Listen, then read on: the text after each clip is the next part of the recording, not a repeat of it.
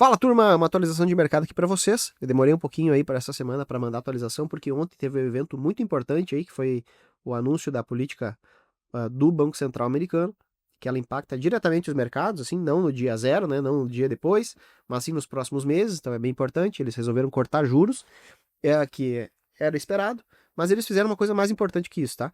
Eles fizeram um anúncio de que vão imprimir dinheiro a partir de agora, num volume até o dobro do que se havia de expectativa, do que nós mesmos aqui esperávamos, o que é uma excelente notícia. A relação direta é a seguinte: imprime-se dinheiro, o preço dos criptoativos sobe, tá? É batata. Isso não é só é uma causalidade direta, e também a gente consegue ver do ponto de vista estatístico isso acontecendo sempre.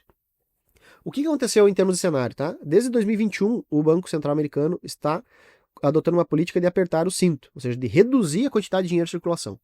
Até que isso culminou aí nesse efeito que a gente viu de ter tão pouco dinheiro que a gente está abaixo dos níveis bancários de dinheiro necessário para os bancos terem um nível de estabilidade. E isso gerou uma série de estresses financeiros que impactou especialmente o mercado cripto. Incrível, né?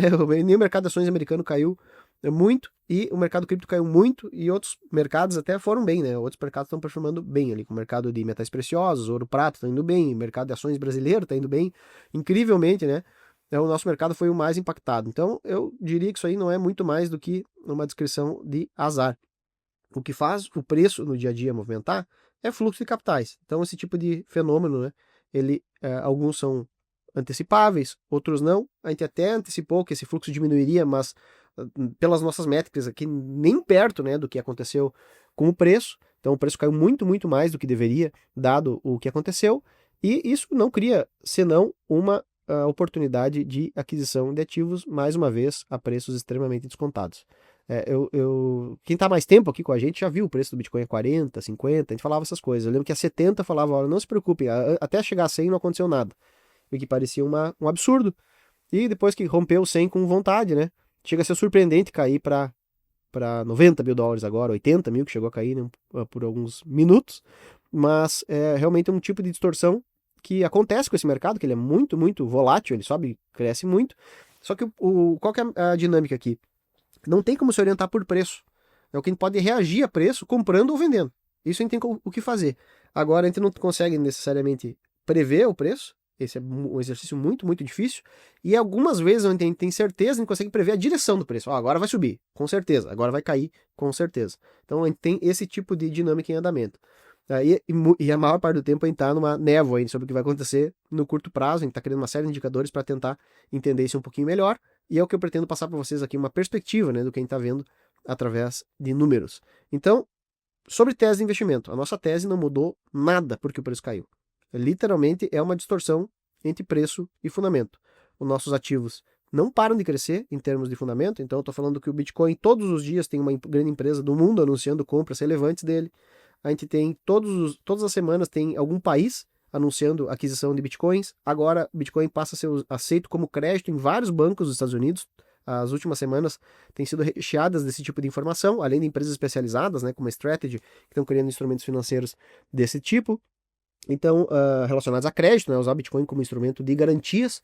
O próprio banco americano, perdão, o próprio governo dos Estados Unidos, né, pretende utilizar o Bitcoin como instrumento de garantia.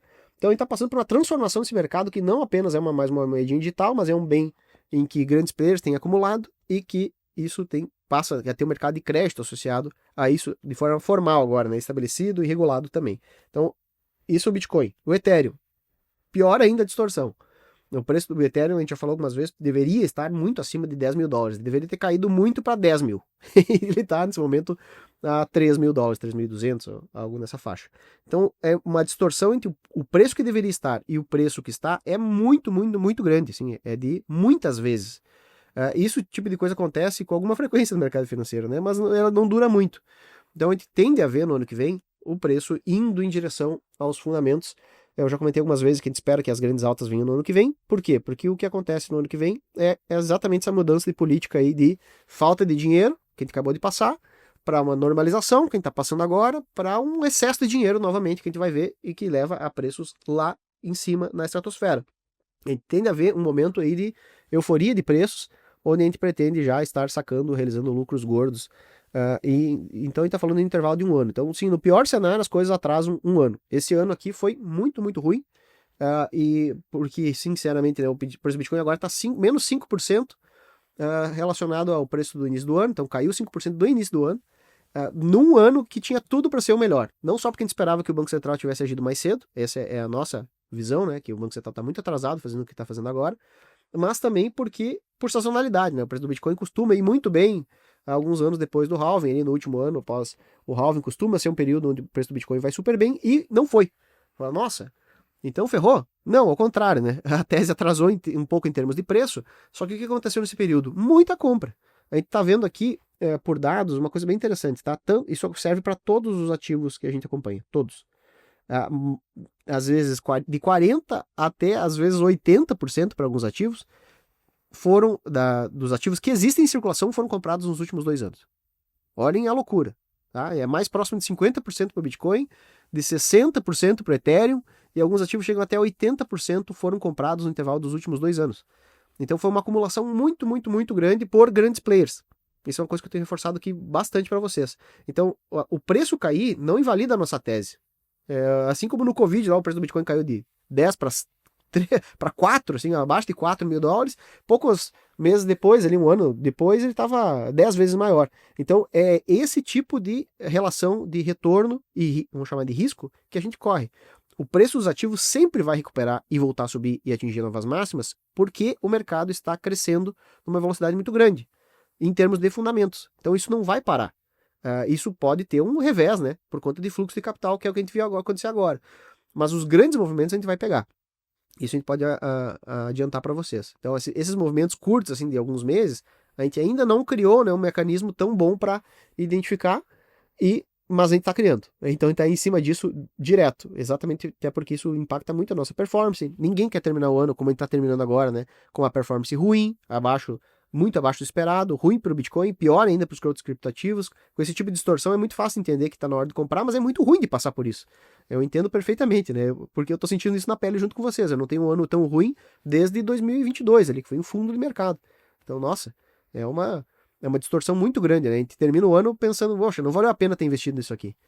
Só que provavelmente vai terminar o ano que vem dizendo, graças a Deus que eu investi nisso aqui. Então a gente vai do céu pro inferno, do inferno pro céu, muito rápido, porque o preço oscila rápido demais. Nenhum grande investidor tenta acompanhar essas distorções de curto prazo, tá? Isso eu garanto para vocês, eles só fazem o que estão fazendo. Acumulam posições enquanto o preço está numa janela favorável, e depois que o preço disparar, daí a conversa vai ser completamente diferente. Tem um nível muito elevado de confiança em dizer para vocês que ano que vem vai ser muito bom, especialmente após o primeiro trimestre. Pode ser que o primeiro trimestre, o preço já tem que subir bastante só para recuperar essa distorção que teve agora. Isso vai acontecer, tá? Não esperem esse tipo de retorno acontecer nos próximos 15 dias, mas esperem isso acontecer nos próximos meses. Tá? Então a gente vai se surpreender com a performance que a gente vai capturar nos próximos meses e no futuro todo mundo vai dizer que a gente deu sorte. Garanto para vocês, tá? Nossa, era só ter comprado. Nossa, o Bitcoin caiu para não sei quanto, era só ter comprado. Sempre parece que foi fácil, né? Mas é muito difícil passar por esses momentos do ponto de vista emocional, né? Como vocês estão acompanhando aí. E então a gente tá com uma performance ruim, né? Mas não tão ruim para um período que foi terrível. Esperem o que vai acontecer quando o mercado for bem. A gente vai estar soltando foguetes juntos. Tá bom? Então tá tudo certo, não mudou nada a nossa tese de investimentos. A notícia de ontem foi excelente, então muda o regime do Banco Central americano de apertar a quantidade de dinheiro em circulação para expandir. Isso é uma injeção de aproximadamente 75 bilhões por mês na economia americana e especialmente no mercado de capitais. Então esse dinheiro vai para o mercado financeiro.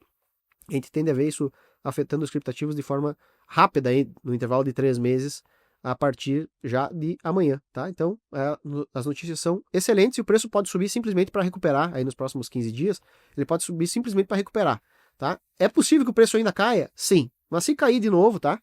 A janela, pelo que a gente vê aqui nos indicadores de fluxo, tende a ser até o início de fevereiro, então a gente ainda tem essa janela aí de apontamento, de preocupação. Não é uma janela tão curta, né? Mas definitivamente não é tão longa. E nesse período ainda o preço pode ficar meio para lá e para cá, mas pode ser que seja a última oportunidade realmente de comprar os preços nesse patamar atual, tá? Isso eu vou dizer para vocês que está no finalzinho da oportunidade de compra. Então não deem mancada. O preço pode parar a qualquer momento, literalmente, né? Não é o que a gente tá vendo aqui agora, mas a gente vai anunciar isso aí assim que a gente começar a enxergar. Mas a gente tem uma série de sinais de reversão e o preço deveria estar em outro patamar, mesmo para o Bitcoin. Nem se fala para os outros ativos, tá? Então, tenho algumas descobertas para compartilhar com vocês, só não quero deixar esse áudio muito longo, quero só dar uma atualização rápida aqui e a coisa virou para o nosso lado de uma forma muito favorável. A gente esperava que esses anúncios fossem vindo devagarinho, eles estão começando a vir realmente e o ano que vem tende a ser muito, muito bom para nós. Tá bom, pessoal? Atualização rápida aqui para vocês ficarem em dia com o mercado e bora para cima. E ano que vem a gente vai recuperar toda vai pagar com juros e correção monetária e toda essa dor de barriga que a gente passou esse ano. Um abração.